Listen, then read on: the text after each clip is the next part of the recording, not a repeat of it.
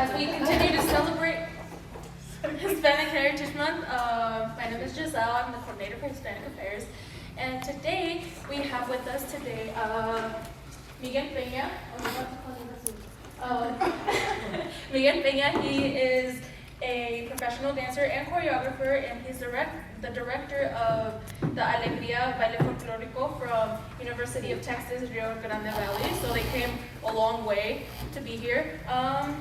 And he's going to be talking about the cultural dances from Mexico and from the pre-Hispanic to the present times. So if you guys can help me welcome him with a round of applause. Hello, how are you? Thank you, Giselle, right? We just met like 30 minutes ago. Yes, my name is Miguel Peña. I am an assistant professor at the University of Texas, Rio Grande Valley, at the dance department over there. I am originally from Mexico, from Reynosa, Mexico. And yes, as she said, I'm still a professional dancer. I still dance sometimes in a company called the Espectáculo Jarocho in Veracruz, Mexico. But my primary job is to be an assistant professor at the university.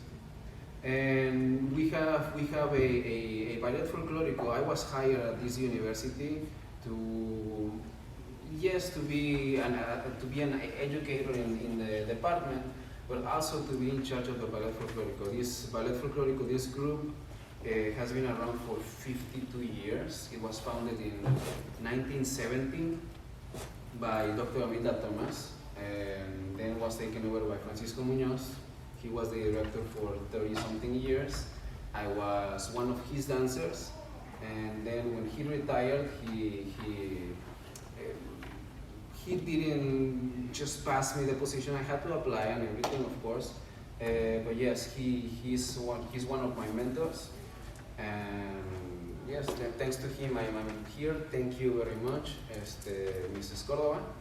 Correcto. Sí, se me va el nombre. Si empiezo a hablar en español de repente, por favor, cámbiame. Please let me know and I can switch to English. So yes, let's begin. I'm gonna be here to give you a small lecture on the history of Mexican folk dance. Also, I want to go into the composition and how we choreograph traditional dances, because it's not as simple as just coming up with, just waking up one morning and saying, okay, I want to do this dance. It's not as simple as that.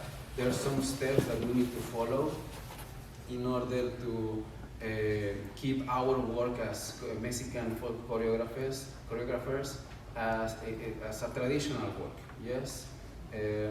And then after that, I'll talk to you a little bit more about the group and what we do at the university, yes? So, as I said, we're going to talk a little bit about the history. Then we're going to go into how to choreograph and compose some Mexican folk dances, and a little bit of what we do at the university in the dance department, yes? All right, one of the pictures, I'm going to be showing pictures of our group at the university, a mixture of pictures of our group and some books that we use in our classes, in the classes that we teach at the university. So pre-Hispanic Mexico. The humans began to populate Mexico, the area of Mexico, in the year 33,000 BC. And the scientists divide pre-Hispanic Mexico into three important regions. Oasis America, which is in the northwest of Mexico. Aridoamerica, which is mostly part of north part of Mexico. And Mesoamerica. One of the most important part of for the dance history, it was done in the part of Mesoamerica. Is where several great civilizations settled at that period of time. Mesoamerica civilization, which is in the south part of Mexico, had really important features such as calendars, the important discoveries in mathematics, planting several vegetables and fruits, such one of them would be corn, architecture and astronomy. Mesoamerica was a cradle of really big civilizations, as I said, the Mayas, the Aztecas, Zapotecas, Toltecas, Mixtecos, and I believe you have seen movies about Mayas, for example. I think it's called Apocalypto. Apocalypto, have you seen the movie Apocalypto? And that's about Mayas, and yeah, Apocalypto about Mayas. The civilization that we're gonna focus right now are the Mexicas or Aztecs. Yes, they were they settled in the Lago of Texcoco, Lake of Texcoco, in that middle part of Mesoamerica, in this part. And we're gonna focus in this one because that's the civilization the Spaniards encountered when they first arrived in Mexico. Tenochtitlan, which was the main city of the Mexicas, was founded in 1345.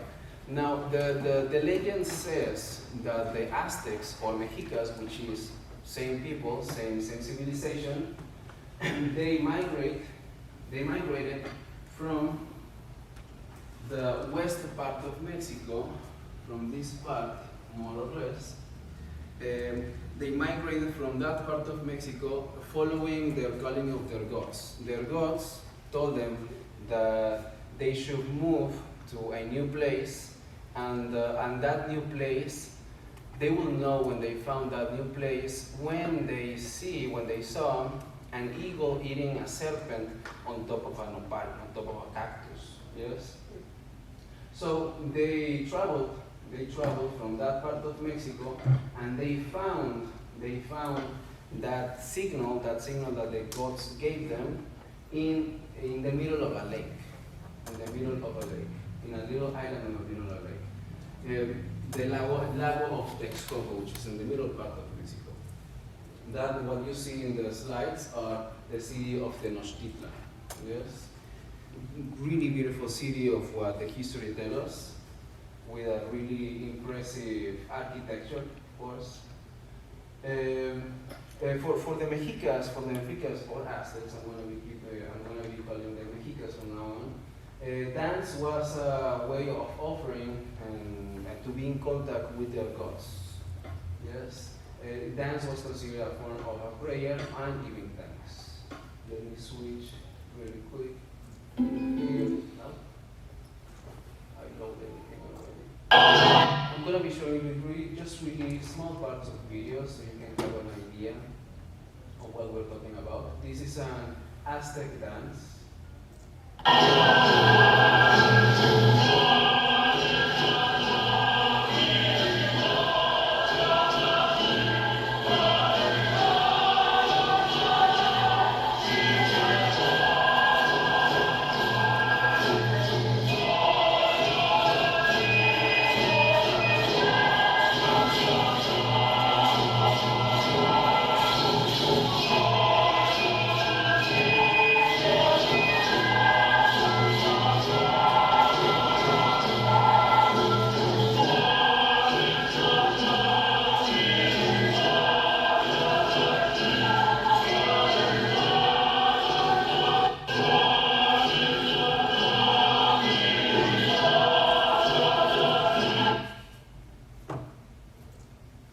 So as you can see, I can tell you that almost all the dances of pre-Hispanic dances are very ceremonial and always in contact with the earth and trying to offer something or asking something to their gods. Yes, the social pyramid of the Aztecs were the following: in the very top, the Huaytlatoani, el emperador, the emperor, which was the person you saw on the little tarima, the little step above the ground. Then after that we had the Pipitlin, the nobleza, the noble people, the Pochtecas, comerciantes, the merchants, the Macehualtin, the agricultures, the artesanos, I don't know how to say artesanos in English. Excuse me? Artisans. Artisans. Perfecto. And at the end we had the Tlatlacoti, the slaves, at the very, very bottom of the social pyramid. Of course, the conquest. At the end of the 15th century, Cristóbal Colón, as we all know, was commanded by the King of Spain to make an excursion to find a new way to get to the India. And in 1959, Hernán Cortés was commanded to explore the Veracruz coast of Mexico. Veracruz coast of Mexico is this little part on the east side of Mexico. Veracruz goes from this part to this part. This is the Gulf of Mexico.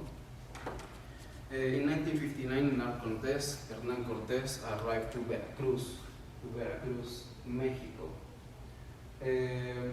He decided to explore deep into the Mexica territory with the intention of conquest Tenochtitlan. 3 months later, in August 1521, the Spaniards subjected to the Mexicas and conquered Tenochtitlan. Spaniards now baptized the Mexican territory as the New Spain, as Nueva España.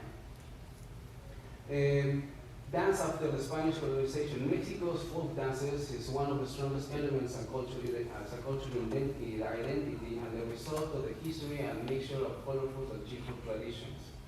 The Mexican folk dance is influenced primarily by those related to the indigenous tradition of the Hispanic natives, and secondly, they were influenced by the traditions brought from Europe, primarily from Spain and France. The mixture of cultures, we can see really clear examples in several of our regions and several of our dances. I'm going to show two examples that I believe they are some kind clear, and one of them is the polka, the European polka and the Mexican polka. Let me show you some videos of these polkas. Polka.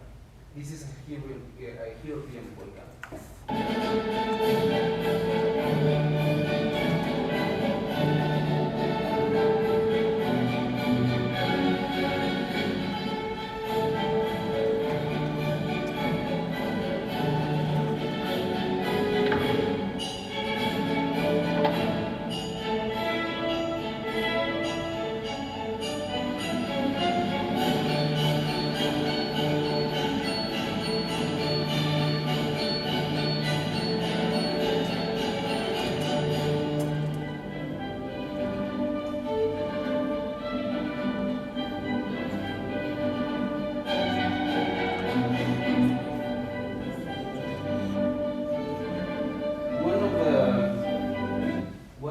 States with these very strong French influences is Chihuahua. The north part of Mexico has a very polka influence. Tamaulipas, if you are familiar with the country of Mexico, Tamaulipas, Nuevo León, Chihuahua, all those northern states have a very strong French influence.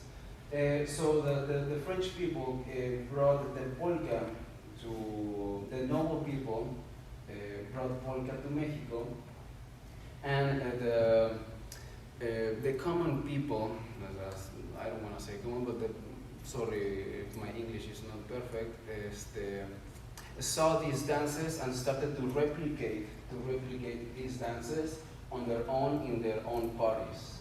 Yes. So this is what a Mexican polka looks like nowadays. Of course, this is nowadays. Of course, there have been some changes throughout time, but this is what a polka, Mexican polka, looks nowadays. And this is, we're gonna go into deep a little bit further in the presentation, but the polka, the Mexican polka, varies from state to state, from region to region. We'll see that in a minute. So this is a polka from Chihuahua, Mexico.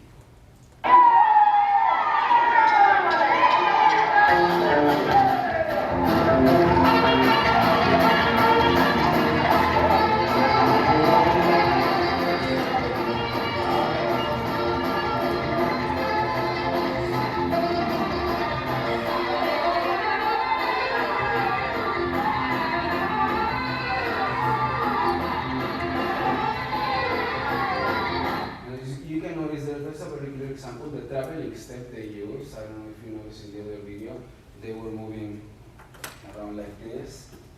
That's the same diabolic step in this Mexican polka.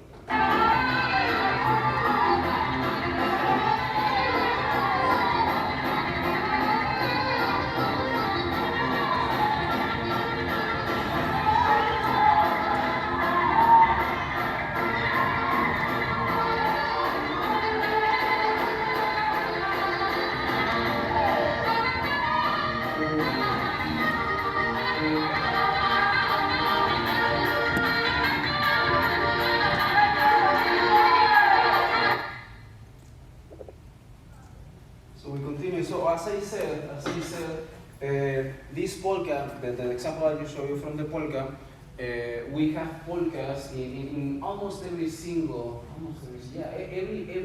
state in the north part of Mexico. Tamaulipas, Nuevo León, Chihuahua, Sonora, Baja California, even Durango. These are just some states in the north part of Mexico. And this is why my next point in here. The Mexican folklore, the dancers in specific, they are very varied from state to state, from region to region. Yes, Mexico has 31 states, and each state is divided into several regions. For example, Tamaulipas, which is the one I'm going to talk about, is divided into 3 regions. Yes. Tamaulipas, the north part of the state, it's called the north region. The middle part of the state is the Huasteca region, and the south part of the state is called the Picota region. Yes. So Tamaulipas, which is one single state of Mexico, is divided into 3 different regions, and each region has its own dances, its own music. Of course, you can find some similarities between the regions because it's the same state. But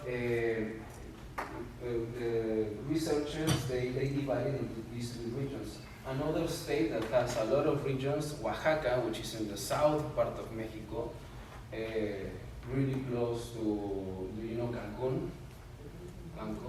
Close to Cancun. No, actually it's on the other side. But it's the south part of Mexico. Quintana Roo is south, Oaxaca is another state.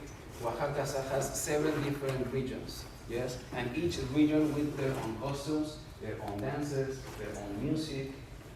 So this is just one example of just one state. This is the regions of Tamaulipas. This is dances from the south part of Tamaulipas. It's called picotas.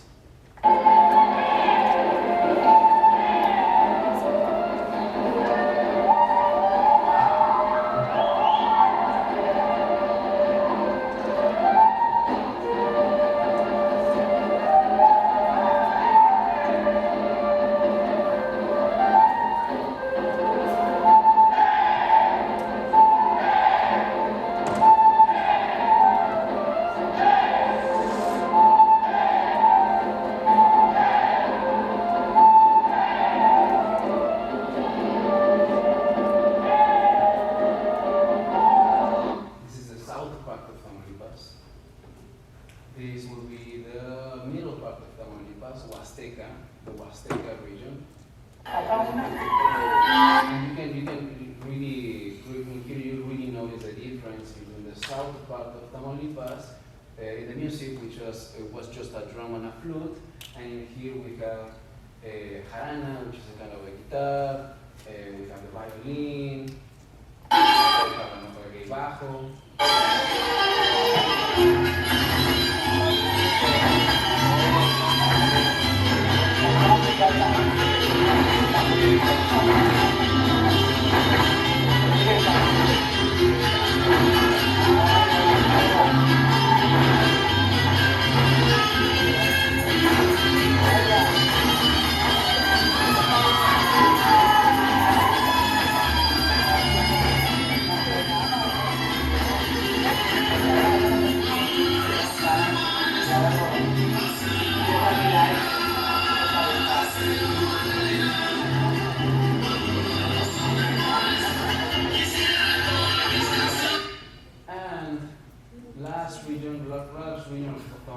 Tamaulipas is the north region. And in here, also the music changes a bit. There's a use of accordion. You can notice that.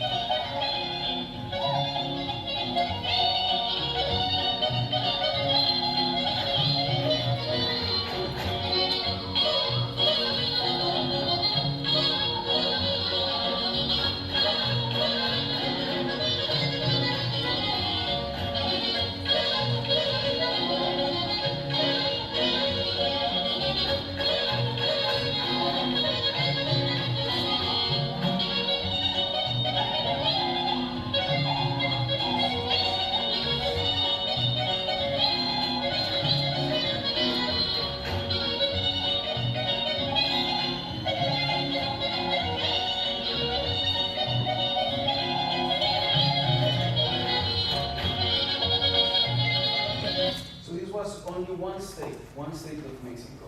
We have three regions again, the north one, which is Norte, the middle one, Huasteca, and the south region, which are the Picotas. Only one state. Yes, and I said, for example, Oaxaca, they have several different regions with seven different traditional costumes, music, and dances. So now,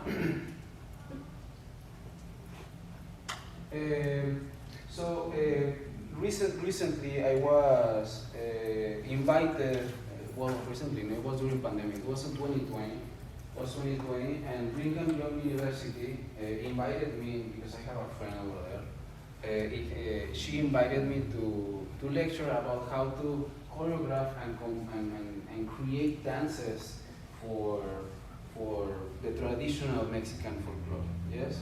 So there's a process. As I said at the beginning of the presentation, it's not as simple as just waking up and saying, okay, I'm gonna create a dance for Tamaulipas. Yes, it's not as simple as that. There's some steps that we need to follow and some traditions that we need to respetar. Tradition that we need to follow. It's not that simple because we need to do research on the costumes, of course. If we want to do, again, I'm going to set the example of Tamaulipas because that's the state where I was born. In Tamaulipas, we need to decide, okay, we need to study Tamaulipas, right? So, okay, I'm going to create a dance for Tamaulipas, for the state of Tamaulipas, and I need to decide what region, yes? The Polka, the Huasteca, the Picota, the north or the middle or the south region. Then after we decide which region we want to create, we need to have a first-hand dance instruction, yes? In my case, well, I am from Tamaulipas. I have been around for a long time in the traditions, in the cultures. I have had teachers that have taught me or passed me down the dances from Tamaulipas. So I have the first-hand instruction. Then we need to sit down and think about what we need to do about the steps, about the formations, and then at the end, if we need to, we can get feedback from this community of maestros, community of teachers from the region, not to get approval, but just to pay respect to these people and say, I have created this, what do you think, what do you need to adjust, etc., etc. There are some other choreographies that we have done in the group that I want to show you really quick. Here, there's a Chihuahua piece that I created in 2018, 2019, and in here, me and my ex-wife, we went to visit Chihuahua. We were there for 2-3 weeks, studying with a really renowned maestro, renowned teacher of these dances, and we created this dance. We came back to Edinburgh and created this for the university.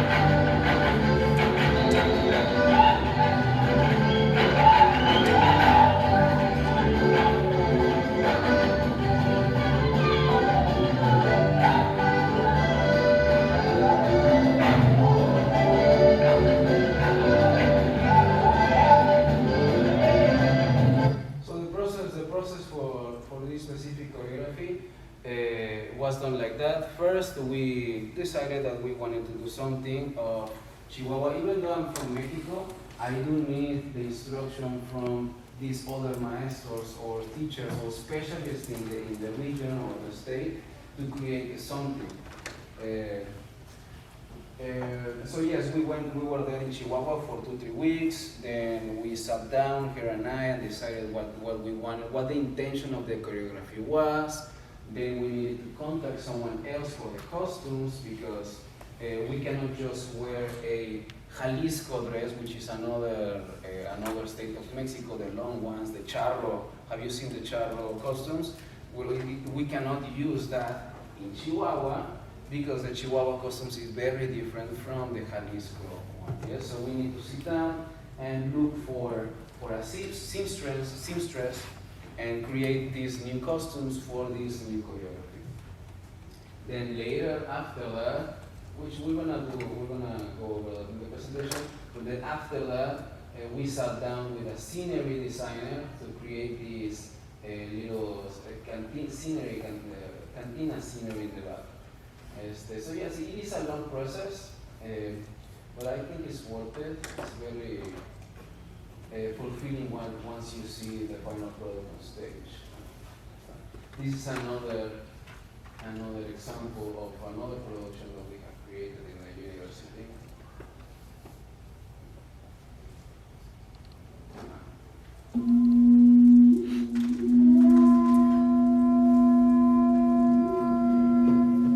And this piece is about the Mexicas.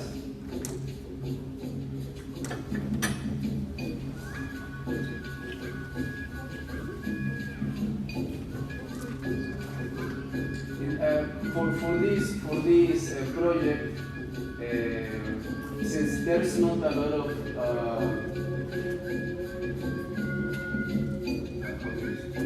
no hay mucha literatura, no hay muchos libros acerca de este tipo de bailes. Fue hace muchísimo tiempo. It was a very long time, and most of the proof that they had was destroyed back then. What I did in the research part of this process was to visit the Museo de Antropología in Mexico and grab some books and some articles to try to stay within the history of the dances.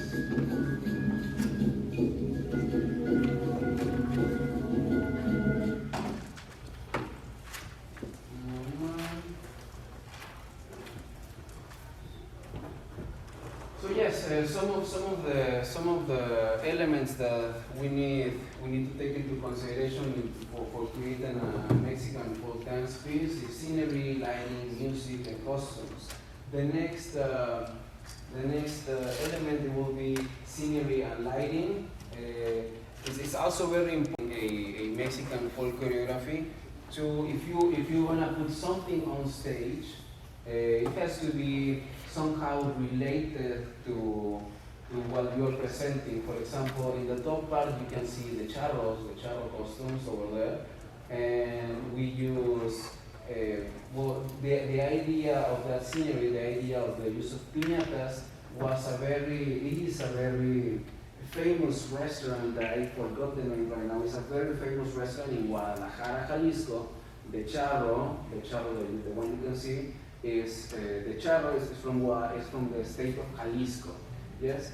So the idea of those piñatas is from this very famous restaurant, I can't remember the name. When you enter to this restaurant, it's full of mariachis, there's dancers dancing in every corner. It's very, very pretty, that restaurant. And they have piñatas all over the place in that place. It's really pretty. Same thing for the bottom picture. You can see it, maybe you cannot notice it really well. Sorry about that. This one is from Veracruz. If you are here for the presentation tonight at 7 p.m., you will see dances from Jalisco and from Veracruz. And this idea of the scenery was the rebozo. The rebozo is kind of a show, yes. See, so we built it a really big rebozo, and we hung it in the auditorium. So that's for scenery. We need to take into consideration what to put on stage if we're going to present a certain Mexican dance. Music. As I mentioned before, the similarities between states, for example, the north part of Mexico, they have polka, in Tamaulipas, in Chihuahua, Sonora, blah, blah, blah, blah. The music is really similar as well, yes? They have, for example, they have the Malagueña is a very famous song in Mexico, but they are different versions. Depending on the state and where you are, they sing the Malagueña, exactly the same song, but they sing it differently. Yes, I'm going to show you examples of this. I don't know if you have heard the Malagueña before. It wasn't the Coco movie, no.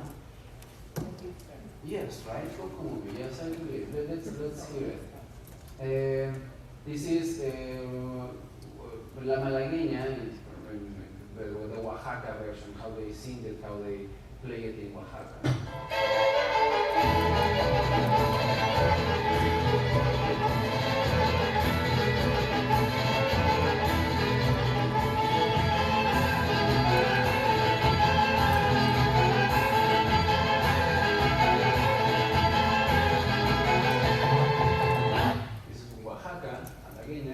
This is Oaxaca, this is Malagueña in Veracruz.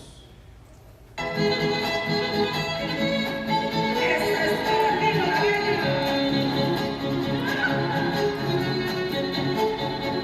can see the instruments are very different, of course.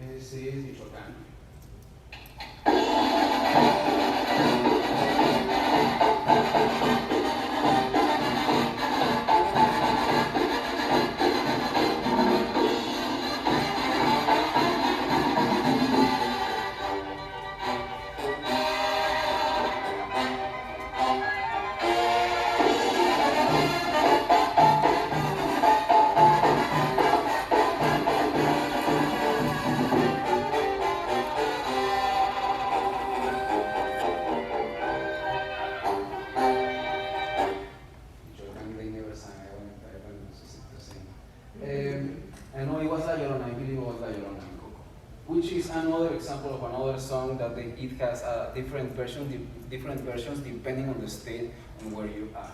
La Llorona. Costumes, yes. So as I said, each region, each state, each region, they have their different costumes, and the creation of these same costumes, at least myself and the community of maestros, of Mexican folk dance teachers, the Mexican folk dance teachers, they try to respect where to create these costumes. Yes, for example, if we need to create a costume of the state of Nayarit, we try to contact people from Nayarit and at least get help on how to build these costumes. Yes, in the university, what we do, we do contact people from that area and bring those costumes to here, to our university, to our productions. So yes, it's a very long process, all of this, but it is worth it, as I mentioned before. So yes, the intent of all of this, behind all of this, is to keep educating people, to try to connect with our community, which is the Rio Grande Valley in this case, which we, of course, we have a very, very strong Hispanic and Mexican, well, más que nada Mexican community, because we are right in the border with Mexico. And I want to show you some difference between a traditional dance being performed in their area, in their city, in their town, and some dance being performed on a stage. Yes. So this is La Bamba. I think you have heard La Bamba before. I'm gonna show you. Okay, not this one. I'll show you this at the end.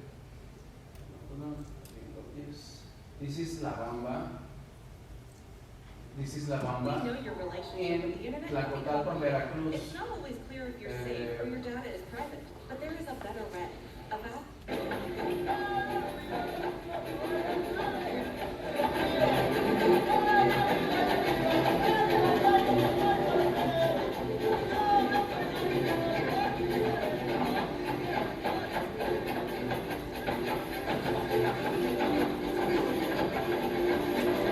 And this part is still going on. If you visit Jalapa or Veracruz or Tlacotalpan, they do have these little parties still in the little placitas.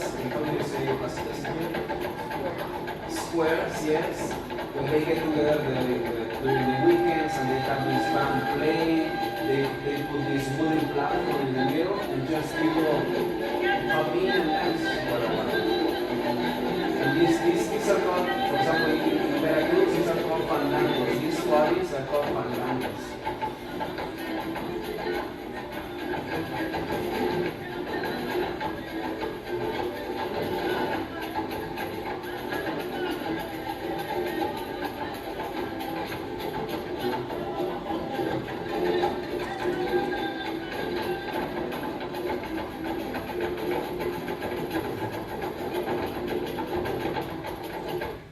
And this is La Bamba, put into a stage, and this one is performed by the University of Veracruz.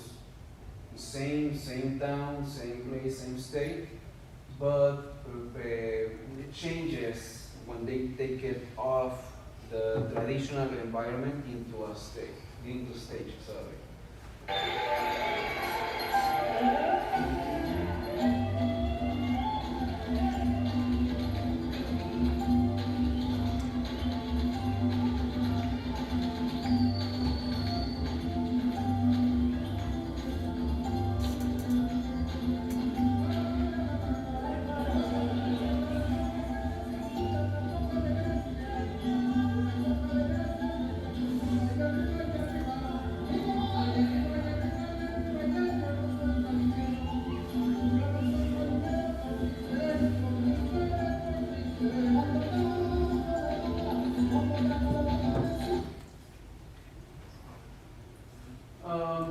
Okay, well, so some of the issues with choreographing traditional dances is trying to keep things authentic, yes, which is I believe is one of the most difficult parts, to try to stay authentic, because of the research that we need to do, and because there are several opinions within the state, within the regions. Depending on the maestros or the teachers, they do have different opinions of what the traditional dances should be, how the costume should look, some of the music, etc., etc., etc. Well, yes, those will be the most some of the issues that we encounter when choreographing Mexican folk dance. And of course, this is the last part of the presentation. Yes. I just want to show you something that some of the teachers in Mexico are doing, they are trying to innovate a little bit, and trying to mix several dance techniques into the Mexican folk dance and trying to create something new. It is not a Mexican folklore anymore because of this mixture, but these are something new that the people in Mexico are doing, not only in one single state, it's all over the place. Yes. So, and this is a project that we have at the university that we started in 2019, I believe.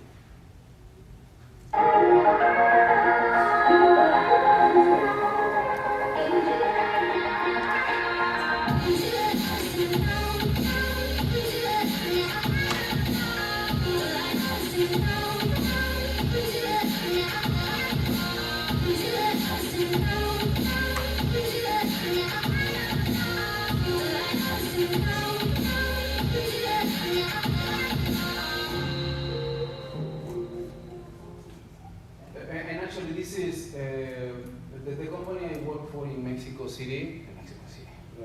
Well, actually, it is in Mexico City now. It's a company that is fusing several dance styles with Mexican folklore, more specifically with the Veracruz state folklore. So yes, that's why I have this influence from the company I work for in Mexico, and I bring it to the university with these new ideas and styles. And really quickly, what we do at the university. We do several presentations across the Rio Grande Valley and sometimes across the nation. We have presented in the John F. Kennedy Center. We presented in 12, 14, 16, and 18, 4 different years in a conference that is called American College Dance Association Festival. Yes, yes, I forgot. But yes, we have presented at John F. Kennedy Center. I think that's the most important stage that we have presented here in the United States. We have traveled to France, to Italy. I was not during Italy, but to France. Last week we were in Argentina. During September and October we have presentations every 5 days. So yes, it's a very active group. We travel a lot. We present in December. We're gonna be here in New Mexico again, presenting Mariachi Christmas. We presented in Clovis. I think we're gonna present in Clovis in New Mexico. And one of the most important features in the department is that we have a Bachelor of Fine Arts in dance, but with a concentration in Mexican folk dance. It's really new. It was se fundó, lo hicimos en el 2020, started in 2020, and some of the dancers that you're gonna see tonight, we brought 8 dancers. I think 6 of them are doing the BFA in dance with a concentration in Mexican folk dance, which consists in taking a lot of classes, a lot of technique classes in folklorico, and some theory classes in the same area in Mexican folk dance. Yes, so if you have a chance, visit our website utlv.edu/dance, and you will find more information about our presentations, about our degree program. Yes. Questions? Some more pictures in there. So yeah, sorry, it was kind of quick. But yeah, do you have any questions for me about the program, about the presentation itself? Yes. How do you say the last dance that you just talked about? Ouroboros? Ouroboros? Ouroboros. Well, I don't know how to say it in English. Ouroboros. Oh, I don't know either, but. we can Google it and we Oh, can find out. Ouroboros. See, it's an Egyptian sign, and it's the renewal of itself. It's the snake eating its own tail. Oh, okay. It's the renewal of itself. La renovación del mismo. Yes. Primero, gracias for Ustedes. keeping really the culture going, because it's the only way that we can pass along I'm very admire how young you are and the I'm not that passion. young. He's- Well, let me say how young you look. But I really, I think it's very important that we pass Mhm. all our culture. But when did your passion initiated Well, it was, to acquire the, well, it's a very funny story. Yeah, I started dancing when I was 16 years old, but before that I really didn't like dance. I liked it, but I couldn't do it. I'm still very shy. But this friend, she invited me to her quinceañera. Do you have quinceañeras in Sweet 16s? These big Mexican parties when they turn 15. And since she invited almost all my friends to be part of the court of chambelanes to dance, and most of my friends, they didn't dance as well, we said, okay, let's try it, let's see what happens. And we went in, and I started like that, dancing cumbias and waltzes, that's it. And we, my friends and I, we really liked the environment of practicing every day, and of course going out to these quinceañeras. Every single weekend we had like 2 or 3 quinceañeras, and of course we liked that party part of the experience. And I stayed, and I danced in Reynosa for 3 years, then went to the university to study engineering. I have a bachelor's and master's in electrical engineering, and then a master's in dance, and hopefully soon a PhD, but I'm not sure if that's going to happen. PhD in education. I want to get a PhD in education. But yes, it started when I was 16 because I was invited to a quinceañera. Yes. Yes. Yo quería hacer un comentario. Mándame. Yo estudié en Chihuahua, en Bellas Artes, Ajá. y en la universidad estaba lo que es danza, Ujú. y yo soy de artes visuales, estaba pintura, Sí, sí. escultura y música. Ahorita me impresiona porque duré 5 años ahí, la verdad, y pues eran los mismos edificios, Sí, sí. y nunca tuve los ojos de ver el trabajo de lo que se requiere para Sí. una presentación de danza, y la verdad es guau, porque está requiriendo lo que es música y aparte las artes visuales. O sea, una presentación tuya requiere de 3 artes Sí, sí, sí. para poderlas plantear. Sí, no, Entonces, wow.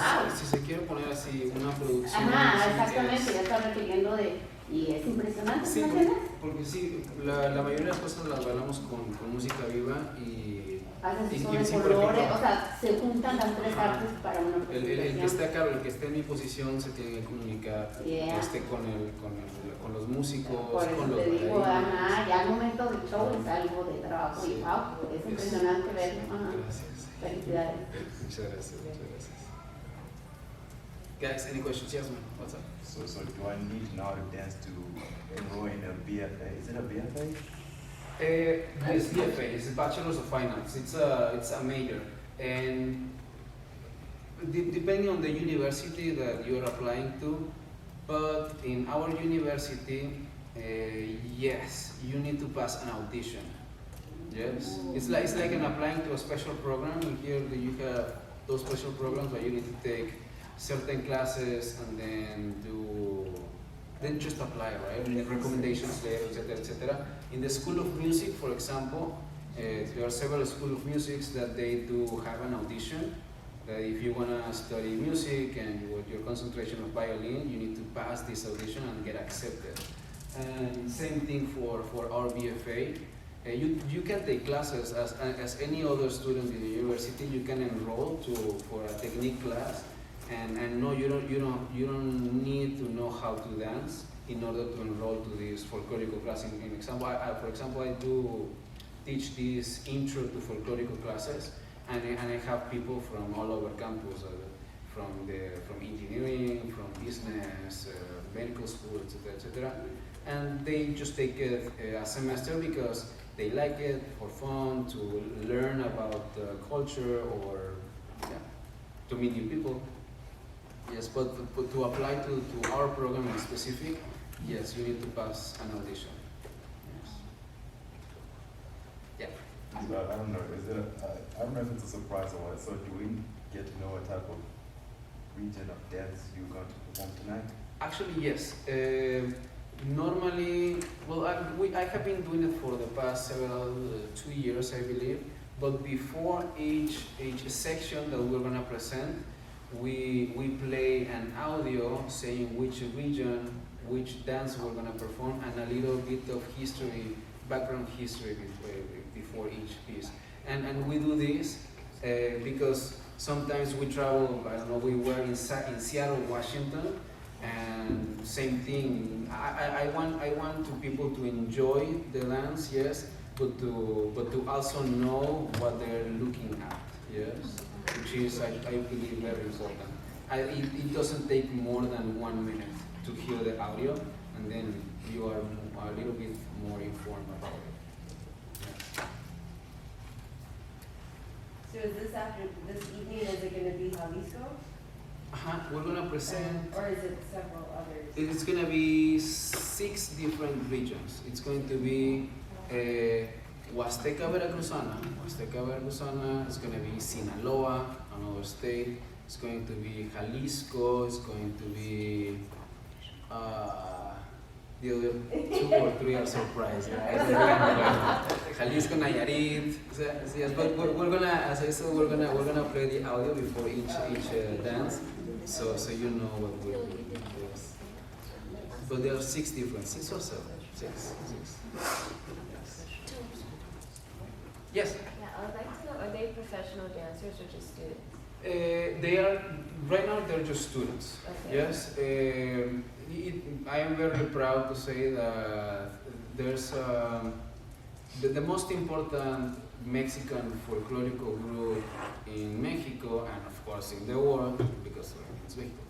It's Ballet Folclórico de México. It's called Ballet Folclórico de México, and we have 2 dancers dancing with them right now. We have another three dancers dancing in New York City with another professional company. What else? And we have several dance teachers that they stop dancing with us and they become teachers in the area in San Antonio, Texas, Houston, Texas, Dallas, Texas. But yes, most of the dancers that we have are really good. It's not because of me or the people or the person before me. It's a work of all the faculty in the dance department. I think that's the success that's why we have this success, because the students not only take folklorico or Mexican folk dance, they take as well as modern dance, they take flamenco, they take ballet. We bring people from different states in Mexico, regions in Mexico, to be guest artists or guest lecturers at the university, and they absorb, the dancers absorb a lot from all these different persons. That's why some of them are really good. So yes, it's a group effort. It's a group job. Yes. Well, we have no more questions. Can we give him another round of applause? I don't know if you guys knew this or not, but in high school I used to dance, and then him talking about all of that, it was like we didn't go anywhere near that much work. Well, I mean, we still work, but about all the traditions and making sure that you guys can perform through certain things. That was mind blowing to me. I was like, that was awesome. It was wow, como dijo usted. That being said, can you guys please fill out those surveys that are in front of you? They help us with programming. That's very important to us. And if you guys want to see everything that he was talking about, in real life, be here tonight, 7 in the ballroom. It's going to be their performance of Alegría. So hope to see you guys there, and have a beautiful rest of your day.